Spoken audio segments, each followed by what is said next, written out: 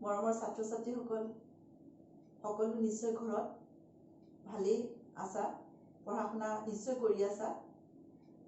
আজি তোমালোকক মই বহু দিনৰ মূৰত এই ভিডিঅ' যোগেদি সাধাৰণ বিজ্ঞানৰ কেইটামান কথা বুজাবলৈ আহিছোঁ।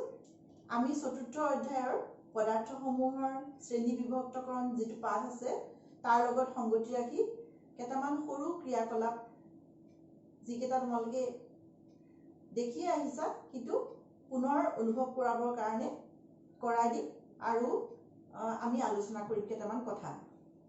এতিয়া প্ৰথম কথা হ'ল আমি সকলো ফালে বহুতো পদাৰ্থ দেখিবলৈ পাওঁ।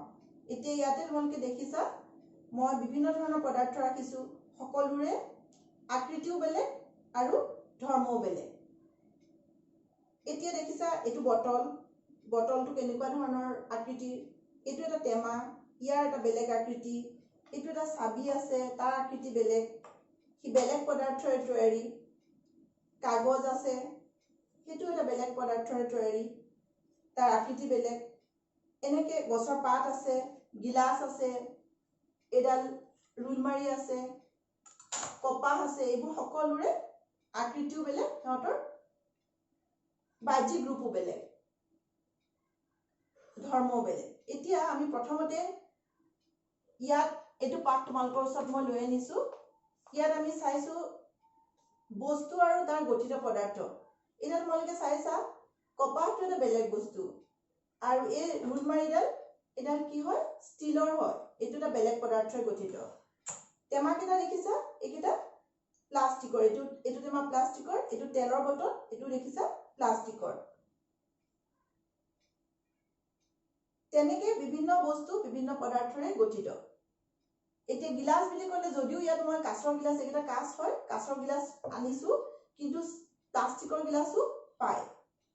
আনহাতে এইখন টেবুল দেখিছা, এইখন কাঠেৰে তৈয়াৰী, এইখনো বেলেগ পদাৰ্থৰে গঠিত। তাৰপিছত আমি বাহ্যিক ৰূপলৈ যদি যাওঁ দেখিবা ইয়াতো ঠিক তেনেকৈ ইতিমধ্যে আমি কৈ আহিছোঁ যে বাহ্যিক ৰূপবোৰ বেলেগ বেলেগ হয়, পদাৰ্থ ভেদে বেলেগ বেলেগ হয়। আনহাতে কঠিনতাৰ কথা আহি পৰিলে এই কপাহ টুকুৰা তোমালোকে দেখিছা, এই টুকুৰা সহজে আমি ভাঁজ দিব পাৰোঁ আৰু চেপেটা কৰিব পাৰোঁ, গতিকে এইটো কোমল পদাৰ্থৰে তৈয়াৰী। যিবোৰ পদাৰ্থ এনেকৈ সহজে চেপেটা কৰিব পাৰি, মোহাৰিব পাৰি, সেইটো কোমল পদাৰ্থ বুলি কয়। আনহাতে এইটো ধাতুৰে তৈয়াৰী, এডাল মাৰি, ষ্টীলৰ ৰুল মাৰি দেখিছা, এডাল আমি ভাঁজ কৰিব নোৱাৰোঁ, ইচ্ছা কৰিলে ইয়াত আমি এনেকৈ দাগ দিলেও দাগটো নৰখে, গতিকে এইটো কঠিন পদাৰ্থৰে তৈয়াৰী। ঠিক তেনেকৈ চাবিটো ষ্টীলৰ হয়, এইটো তেনেকৈ ইয়াক আমি মুচুকাব নোৱাৰোঁ, মোহাৰিব নোৱাৰোঁ, ভাঁজ কৰিব নোৱাৰোঁ, গতিকে এইটো কঠিন পদাৰ্থৰে তৈয়াৰী। এইটো হ'ল কঠিনতা আৰু কোমলতাৰ কথা। এইটো কোমল পদাৰ্থ, আনহাতে এইটো কঠিন পদাৰ্থ। ইয়াত আন এটা বস্তু আছে ষ্টীলৰ, চামুচ এইখন চামুচ, এইবোৰ আমি ভাঁজ কৰিব নোৱাৰোঁ। চাইছানে, আমি ভাঁজ কৰিব নোৱাৰোঁ। ইতিমধ্যে তোমালোকে এইবোৰ দেখিয়ে আহিছা, খালি অনুভৱ কৰোৱাইছোঁ, ভাঁজ কৰিব নোৱাৰোঁ। কিয়নো এইবোৰ ধাতুৰে তৈয়াৰী, কঠিন পদাৰ্থৰে তৈয়াৰী। তাৰপিছত আমি যাম দ্ৰৱণীয় আৰু অদ্ৰৱণীয় পদাৰ্থৰ বিষয়ে আলোচনা কৰিবলৈ। এতিয়া আমি দ্ৰৱণীয় পদাৰ্থ বুলি কওঁতে আমি 5টা গিলাচ ইয়াত আনিছোঁ। ইয়াত আমি ক্ৰিয়াকলাপ 4 আৰু ক্ৰিয়াকলাপ 5লৈ যাম। আমি প্ৰথমতে চাম কিবোৰ পদাৰ্থ পানীত দ্ৰৱীভূত হয়। দ্ৰৱীভূত মানে কি, পানীত অদৃশ্য হৈ যায়, মিহলি হৈ যায়। আনহাতে কিবোৰ পদাৰ্থ মিহলি নহয়। এইখিনি নিমখ আছে, নিমখ যদি আমি অকণমান পানীত মিহলাই দিওঁ তেতিয়াহ'লে দেখিম, চোৱা মই মিহলাই আছোঁ, অদৃশ্য হৈ গৈ আছে। চাইছানে তোমালোকে, অদৃশ্য হৈ গৈ আছে। কিছু সময়ৰ পিছত এইখিনি সম্পূৰ্ণৰূপে অদৃশ্য হৈ যাব, তাৰমানে এইখিনি পানীত দ্ৰৱণীয়।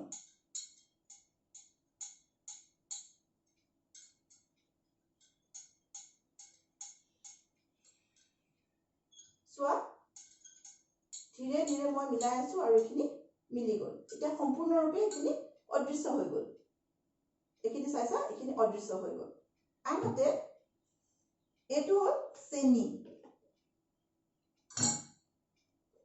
চেনি আমি যদি পানীত মিহলাও চেনি এচামুচ এটা গিলাসত মিহলাইছো চেনিটো কিছু কিছু পৰিমাণে দ্ৰৱীভূত হয় কিন্তু সম্পূৰ্ণৰূপে অদৃশ্য হৈ নাযায় যেনেদৰে নিমখ অদৃশ্য হৈ যায় তেনেদৰে চেনিটো আমি এনেকৈ ঠাণ্ডা পানী মিহলাই আমি যদি গুলি মিহলাই থাকোঁ তেতিয়াহ'লে সি সম্পূৰ্ণৰূপে অদৃশ্য হৈ নাযায় এয়া চোৱা চেনিবোৰ পৰি থাকিলে তলত গিলাচৰ তলিত পৰি থাকিলে আৰু কিছু সময় যদি আমি এনেকৈ মিহলাওঁ কিছু কিছু ৰূপে আংশিকভাৱে ইয়াক দ্ৰৱীভূত বুলি ক'ব পৰা যায় চেনিক আমি আংশিকভাৱেহে দ্ৰৱীভূত বুলি ক'ব পাৰি এইটো হ'ল গোটা পদাৰ্থৰ ক্ষেত্ৰত আনহাতে আমি যদি চাওঁ এইটো হ'ল তেল মিঠাতেল আমি যদি তেল পানীত দি দিওঁ তেতিয়া দেখিম এই চাইছানে তেলটো পানীত অকণমান দি দিলোঁ কি হ'ল তেলটো তোমালোকে মন কৰিছানে তেলটো ওপৰত উপঙি থাকিলে মিলি নগ'লে আনহাতে যদি আমি নেমু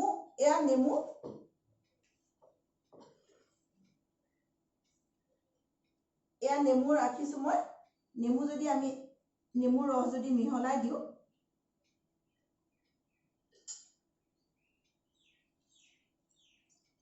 চাইছানে এয়া নেমুৰ ৰসখিনি পানীত সম্পূৰ্ণভাৱে মিলি গৈছে অদৃশ্য হৈ গৈছে মিহলি হৈ গৈছে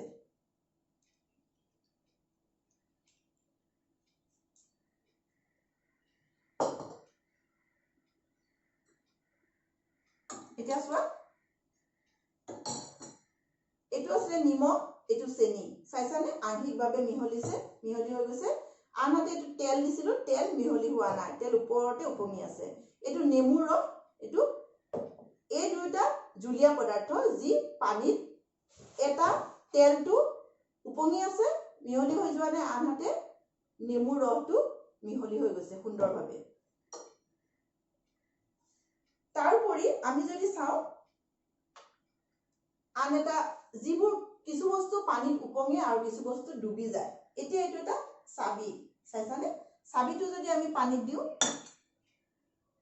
কি হ'ল ডুবি গ'ল আনহাতে আমি যদি এই গছৰ পাত দিওঁ এইটো গছৰ পাত নৰসিংহ গছৰ পাত এয়া চোৱা উপঙি আছে দেখিছানে আৰু এটা দিলোঁ উপঙি আছে আৰু এটা দিছোঁ উপঙি আছে ঠিক তেনেকৈ আৰু বহুতো বস্তু আছে যিহেতু এতিয়া মই তোমালোকক বিভিন্ন অসুবিধাৰ কাৰণে আনি দিব পৰা নাই তো বল এটা যদি দেখুৱাব পাৰিলোহেঁতেন চালাহেঁতেন বলটোও পানীত উপঙি থাকে আনহাতে চাবিটো ধাতুৰে গঠিত ওজন আছে সেইটো তলত ডুবি গৈছে কিন্তু গছৰ পাতখিলা 3 খিলা পাত দিছোঁ উপঙি আছে তোমালোকে নিশ্চয় দেখিছা তাৰপিছত আমি আহিলোঁ আন এটা পৰীক্ষালে আন এটা ক্ৰিয়াকলাপলৈ স্বচ্ছতা অস্বচ্ছতা আৰু ঈষৎ স্বচ্ছতা ঈষৎ স্বচ্ছ বস্তু কোনবোৰ কয় স্বচ্ছ বস্তু কোনবোৰ কয় আৰু অস্বচ্ছ বস্তু ইয়াত থকা এটা কাগজখন এতিয়া ধৰিলা কাগজখন এইখনৰ মাজেদি যদি আমি চাওঁ চাইছানে মোক দেখিবলৈ পোৱা নাই বা আমি দেখিবলৈ নাপাওঁ আনহাতে এইটো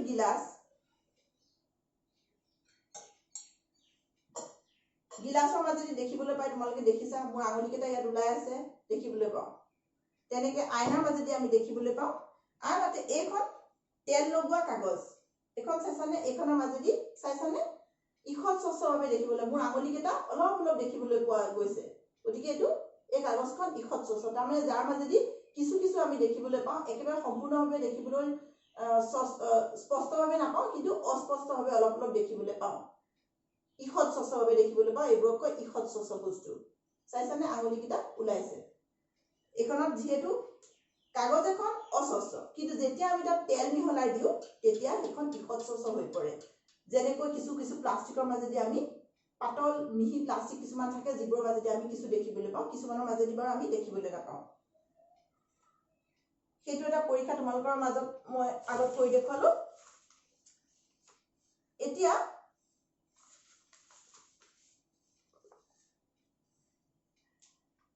তোমালোকে নিশ্চয় গোটেই কথাখিনি বুজিলা আমি কি কি আলোচনা কৰিলোঁ ইয়াত পদাৰ্থ বিভিন্ন ধৰণৰ আছে সিহঁতৰ আকৃতি বেলেগ ধৰ্ম বেলেগ আৰু কি আলোচনা কৰিলোঁ আমি কিছুমান পদাৰ্থ কোমল, কিছুমান পদাৰ্থ কঠিন। আনহাতে কিছুমান পদাৰ্থ পানীত দ্ৰৱীভূত হয়, জুলীয়াও হ'ব পাৰে, গোটাও হ'ব পাৰে, কিছুমান দ্ৰৱীভূত নহয়, মিহলি হৈ নাযায়। আনহাতে কিছুমান পদাৰ্থৰ মাজেৰে দেখিবলৈ পায় যাক স্বচ্ছ পদাৰ্থ বুলি কয়। গ্লাছৰ কথা ক'লো, পানীৰ মাজেদি আমি দেখিবলৈ পাওঁ। আনহাতে ইস্বচ্ছ বুলি ক'লে এই তেল লগা কাগজখন দেখিলো, আৰু অস্বচ্ছ ইয়াত থকা প্ৰায়বোৰ বস্তুৱে অস্বচ্ছ। এতিয়া এই ষ্টীলৰ মাৰিডাল ইয়াৰ মাজেদিও আমি দেখিবলৈ নাপাওঁ, এই কাগজখন ডাঠ কাগজ অলপ ডাঠ ইয়াৰ মাজেদিও দেখিবলৈ নাপাওঁ, আন আন বস্তুবোৰৰ মাজেদিও আমি দেখিবলৈ নাপাওঁ। আশা কৰিছো তোমালোকে আৰু এটা কথা কৈছিলো আমি, বস্তু কি বস্তু উপঙি থাকে, কি বস্তু ডুবি যায়। এনেকুৱা ধৰণৰ যেনেকৈ এটা মই চাবি দেখুৱালো, চাবিটো পানীত ডুবি গৈছে, কিন্তু গছৰ পাতখিলা, নৰসিংহ গছৰ পাত দিলো, তেনেকুৱা ধৰণৰ বিভিন্ন গছৰ পাত দিলো উপঙি থাকে। আনহাতে বল উপঙি থাকে, আৰু বহুত বস্তু ডুবি যায়, বহুত বস্তু উপঙি থাকে, আমি পৰীক্ষা কৰিলে দেখিবলৈ পাম। আশা কৰিলো তোমালোকে এই ক্ৰিয়াকলাপ কেইটাৰ যোগেদি তোমালোকে কিছু শিকিবলৈ পাইছা। আৰু যদি তোমালোকৰ কিবা সুধিবলগীয়া থাকে মোক ফোন কৰিও সুধিব পাৰা, বা আমি যেতিয়া বন্ধ খুলিব লগ হ'ম তেতিয়াও তোমালোকে মোক সুধিব পাৰা। আশা কৰিছো ভিডিঅ'টো তোমালোকৰ ভাল লাগিলে। কিবা যদি মনত প্ৰশ্ন উদয় হয় মোক জনাবা, মই চেষ্টা কৰিম তোমালোকক বুজাই যাবলৈ। আগলৈও আৰু বেলেগ ভিডিঅ'টো তোমালোকৰ লগত মই লগ হ'ম। ধন্যবাদ।